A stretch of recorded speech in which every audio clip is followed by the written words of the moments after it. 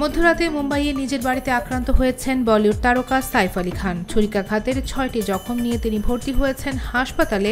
তার অস্ত্রোপচার করেছেন চিকিৎসকরা। তবে হামলাকারী কে, কেনই বা হামলা করল সে বিষয়ে এখনও কিছু জানাতে পারেনি পুলিশ।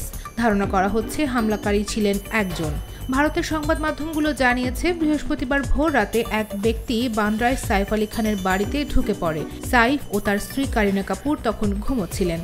এই অভিনেতার পরিবারের সদস্যরা ছাড়াও বাড়িতে ছিলেন ৩ গৃহকর্মী। পুলিশের বর্ণনা অনুযায়ী অনুপ্রবেশকারী প্রথমে একজন গৃহকর্মীর সঙ্গে ধস্তাধস্তিতে লিপ্ত হয়। তা শুনে সাইফ জেগে উঠে সেখানে গেলে তাকে ৬ বার ছুরিকাঘাত করে পালিয়ে যায় ওই অনুপ্রবেশকারী। পুলিশ ঘটনা তদন্তে নেমে ওই ৩ গৃহকর্মীকে জিজ্ঞাসাবাদ করছে। সাইফকে ভর্তি করা হয়েছে মুম্বাইয়ের লীলাবতী হাসপাতালে। চিকিৎসকরা জানিয়েছেন, এই অভিনেতার জখমগুলোর মধ্যে 2টি গুরুতর।